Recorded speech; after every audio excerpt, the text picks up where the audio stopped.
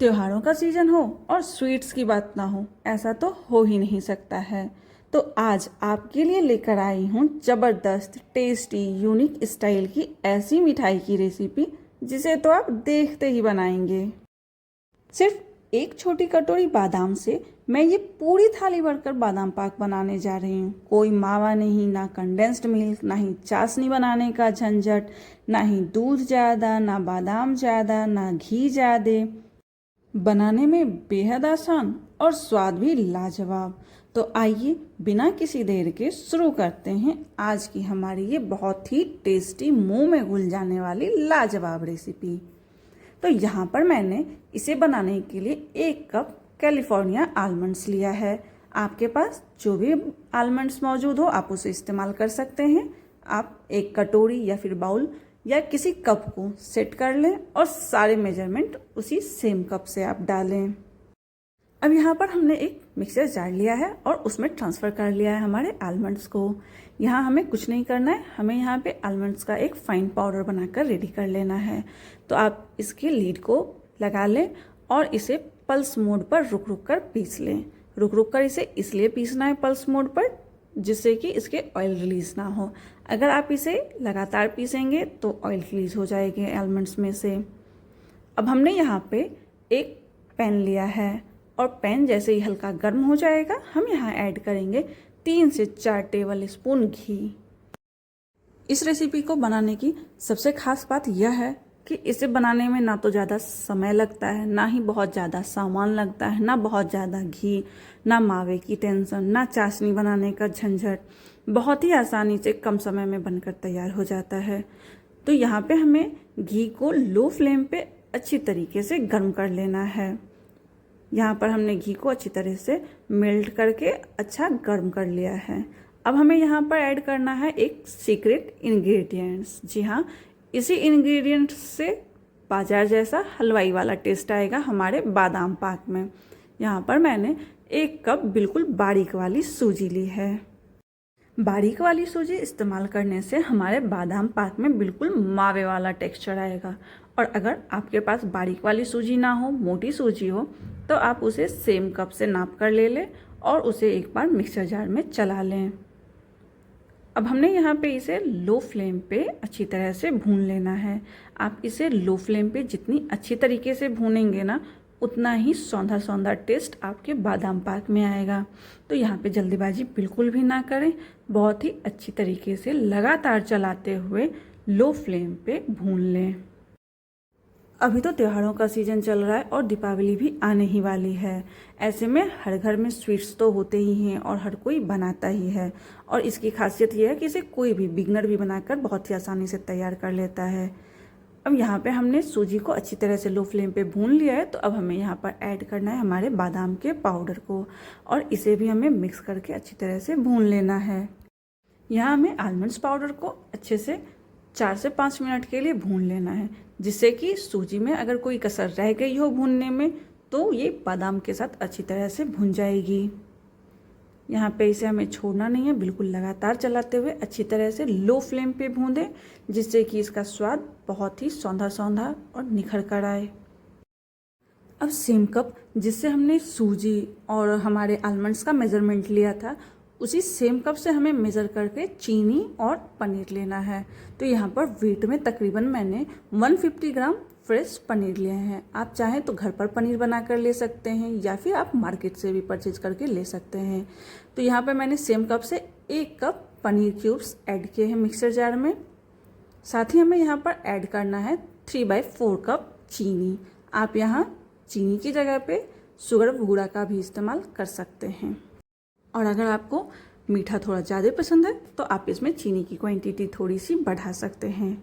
अब हमने यहाँ पे इसके लीड को लगा के अच्छी तरीके से पीस लिया है। तो यहाँ हमारी चीनी और पनीर अच्छी तरह से पिस गए हैं। ये देखिए, बहुत ही फाइन पेस्ट इसका हमने बना के रेडी कर लिया है। अब हमें यहाँ पे इसे ऐड करना है हमारे आलमंड्स और सूजी के मिश्रण में। यहाँ पे फ्लेम को मैंने लो ही रखा था। अब जल्दी जल्दी से हम हमारे पनीर और चीनी के मिश्रण को इसमें ऐड कर लेते हैं, जिससे कि बहुत ही अच्छा बिल्कुल मावा जैसा टेक्सचर आएगा। यहाँ पे एक साथ हमने सारे पनीर के मिश्रण को मिक्स कर लेना है और फिर इसे स्पैचुला की हेल्प से बादाम और सूजी के मिश्रण के साथ मिक्स कर लेना है। यहाँ पे इसे अच्छी तरीके से चलाते हुए मिक्स करें जिससे कि हमारे बादाम और सूजी के मिश्रण में अच्छी बाइंडिंग आए, टेक्सचर अच्छा आए। और यहाँ पे ध्यान रहे फ्लेम को हमें लो ही रखना है, यहाँ फ्लेम को बिल्कुल भी हाई ना करें। और अगर अब तक आप हमारे वीडियो के साथ बने हुए हैं और आपको हमारी वीडियो पसंद आ रही है तो आप हमारे वीडियो को लाइक करें, शेयर करें, साथ ही हमारे चैनल को सब्सक्राइब करें। और कमेंट सेक्शन में हमें ये ज़रूर बताएं कि आज की हमारी ये रेसिपी आपको कैसी लगी और आप हमारी ये वीडियो कहाँ से देख रहे हैं। अब यहाँ पे सारी चीज़ों को हमने अच्छी तरह से मिक्स कर लिया है। अब हमें यहाँ पर ऐड करना है हाफ कप दूध। यहाँ पर मैंने सुबह के उबले हुए दूध को रूम टेम्परेचर पर आ जाने तक ठंडा कर लिया है और फिर रूम टेम्परेचर पर ही मैंने इस दूध का इस्तेमाल किया है। आप यहाँ चाहें तो दूध की क्वांटिटी थोड़ी सी बढ़ा सकते हैं। आप यहाँ हाफ की जगह 1 कप दूध का भी इस्तेमाल कर सकते हैं। डिपेंड करता है कि आपने कितनी बारीक या फिर कितनी मोटी सूजी ली है।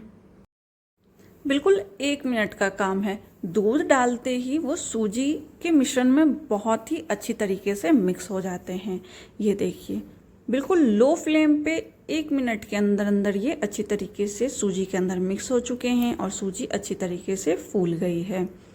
ये देखिए कितना अच्छा टेक्सचर आया है इसका और टेस्ट बिल्कुल मावे जैसा आएगा। बस आप सेम मेज़रमेंट फॉलो करें जैसा मैंने आपको बताया है। यहाँ पे बिल्कुल इस तरह से हमें अच्छे तरीके से दबाते हुए इसे 1 से 2 मिनट के लिए भून लेना है। अब हमने यहाँ पर एक प्लेट लिया है और उसे हम ग्रीस कर लेंगे। इसे बिल्कुल अच्छी तरीके से ब्रश के हेल्प से या फिर उंगलियों के हेल्प से आप इसके ऊपर घी या फिर ऑयल लगा के अच्छी तरीके से ग्रीस कर लें। अब हमें ग्रीस्ड प्लेट में हमारे सारे मिश्रण को ट्रांसफ़र कर लेना है। तो यहाँ पे हमारे मिश्रण काफ़ी गर्म है, बहुत ही केयरफुली इसे हम ट्रांसफ़र कर लेंगे हमारे ग्रीस्ड प्लेट में और उसे स्पैचुला की हेल्प से दबाते हुए हम सेक देंगे। बिल्कुल इस तरह से आप सारे मिश्रण को ट्रांसफ़र कर लें। यहाँ पे आप या तो स्पैचुला की मदद से आप इसे चारों तरफ फैला सकते हैं या फिर आप घर में मौजूद किसी चम्मच के हेल्प से इसे प्लेट के ऊपर अच्छी तरीके से इस तरह दबाते हुए फैला लें।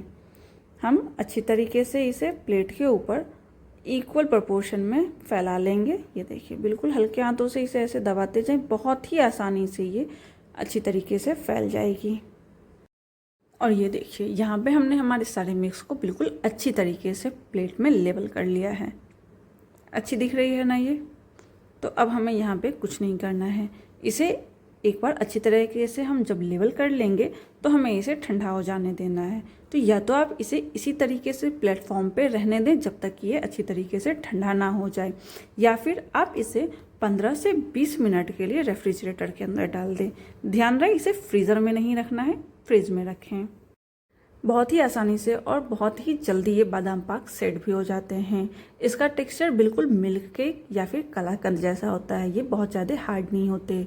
तो यहाँ पे ये देखिए 15 से 20 मिनट फ्रिज में रखने के बाद यहाँ पे ये अच्छी तरीके से सेट हो गए हैं। तो अब आप इसे रिक्वायर्ड शेप में कट कर सकते हैं। आप चाहें तो इसे बर्फ़ी के आकार में कट करें या फिर आप चाहें तो इसे स्क्वायर में भी कट कर सकते हैं। तो आप इसे मनचाहे शेप में कट कर लें और मेरे काटने से आपको पता लग रहा होगा कि ये कितने नरम और मुलायम बन के तैयार हुए हैं। ये देखिए बहुत ही आसानी से बिल्कुल हल्के हाथों से ये अच्छी तरीके से कट रहे हैं। और इस बादाम पाक का कलर, टेस्ट और टेक्सचर भी बहुत ही बढ़िया होने वाला है। अब इसे एकदम मार्केट वाला लुक देने के लिए मैं इसे डेकोरेट कर रही हूँ काजू और पिस्ता से। तो हमें यहाँ पे काजू को हाफ पार्ट में बीच से कट कर लेना है और इसे बिल्कुल इस तरह से हल्के हाथों से दबाते हुए हमारे बादाम पाक के ऊपर चिपका लेना है। ये देखिए बहुत ही आसानी से ये बादाम पाक के ऊपर सेट हो जाएंगे। अब जब हमने यहाँ पे अच्छी तरीके से काजू को लगा लिया है तो अब हमें यहाँ पे ऐड करना है हमारे पिस्ते को। यहाँ पे मैंने पिस्ते को बिल्कुल बारीक कट कर लिया था और इस तरह से हमें काजू के साइड में इसे हल्के हाथों से दबाते हुए इसे भी सेट कर लेना है। इस तरह से आप इसे डेकोरेट करके सर्व करेंगे ना, तो किसी को भी ट्रस्ट नहीं होगा कि आपने इतनी बेहतरीन रेसिपी इतने कम समय और इतने कम इंग्रेडिएंट्स में घर पे बना के तैयार कर ली है। तो अगर आज की ये वीडियो आपको पसंद आई हो तो हमारे वीडियो को लाइक करें, शेयर करें, साथ ही हमारे चैनल को सब्सक्राइब जरूर करें।